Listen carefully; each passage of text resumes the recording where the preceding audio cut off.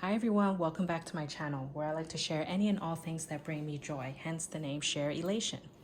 This bag I've had for quite a number of years now.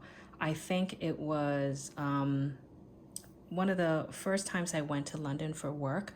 I actually forgot the exact year. It might have been 2018 or 2017. This was pre-Brexit, so keep that in mind.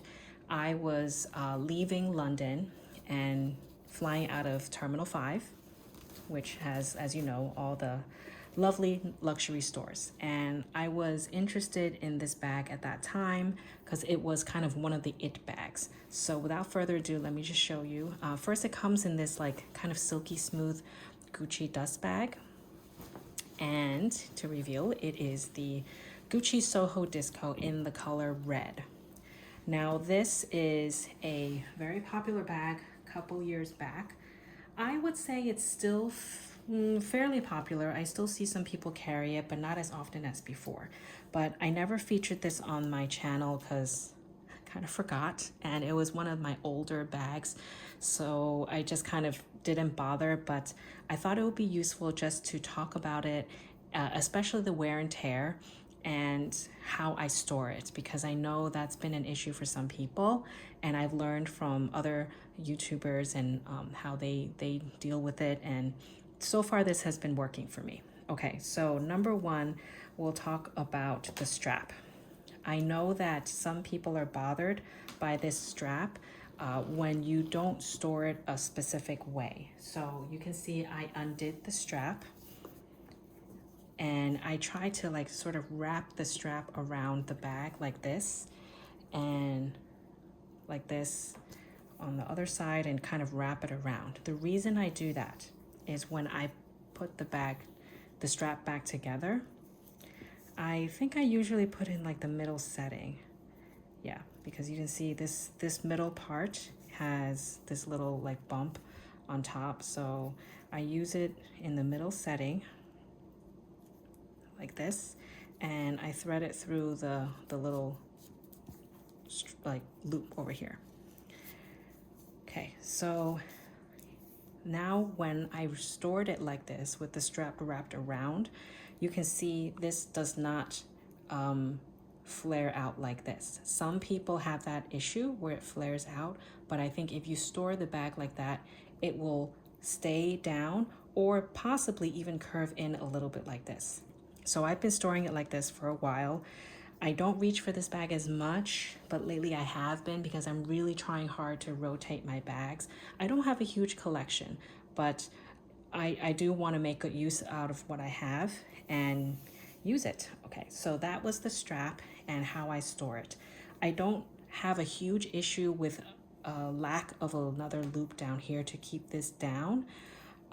Mainly probably because the way I store it, and it keeps the leather kind of straight or curved in, so I don't have the issue of this kind of sticking out like that. So I hope this little tip can help you if you have this bag and have an issue with the strap. One thing I found with the tassel, I'm not really bothered by the tassel kind of swinging around as you're walking. I try to lay the tassel kind of like this. It's never really in a perfect spot where you can lay it like that so it's straight, but I try to just put it down as straight as possible. So I think this kind of works, or maybe if I open it like this, I can lay it on top like that and store it like that. One thing I did notice about the tassel though, as you know, it's not removable. I noticed that the leather came undone. You see this strip as an example, the top part, the two pieces of leather came undone. I'm not gonna mess with this more and like pull it apart, but I suspect over time it might do it on its own. Not every strip is like that. You see that these are not like that. Only a few, like here's another one. Here's another one. So maybe like 3 or 4. 3, 4, 5. The rest seem intact. So I'm a little bit disappointed about that, but I mean, it's not the end of the world. I'm sure I can probably get this repaired or maybe do some repair on my own, but gonna leave it as is for now.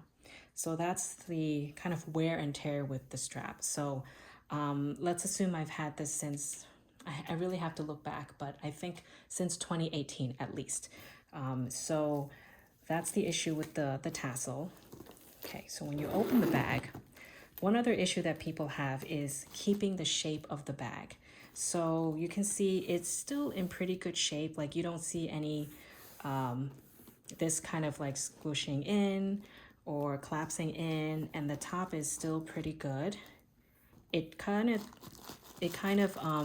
has a little bit of a dip here. Maybe because when I carry the bag, I'm usually carrying it crossbody. This is against my body, so maybe it's, you know, pushing the leather in and poking at it, so it's kind of drooping. But the front here, it's good. I don't really see that same issue. Okay, so when I bought the bag, it did come with this tissue paper. So I tried to stuff it as much as possible, and I put these like the tissue paper as far to the top as possible. You can see this part, I don't have any tissue paper, so maybe I do need something on top to keep its shape and, like, you know, stuff it to the fullest so it doesn't slouch. But so far, you know, just using the existing tissue has worked. Let me take it out so I can show you a little bit more. Okay, sorry, it's going to be a little bit noisy as I take this guy out. Okay, so the tissue paper, this is definitely the original tissue paper, but I actually took it apart and added a little bit more to make it more substantial so it can fit in the bag and kind of keep the shape. So with the tissue paper out, you can see it is very soft, but it does keep its shape other than this little part here. So maybe I have to do something about that. You probably know this bag quite well. There's no back pocket, there's no front pocket. It's just a camera style bag with this opening. There's a pocket in the back and a little slip pocket in the front.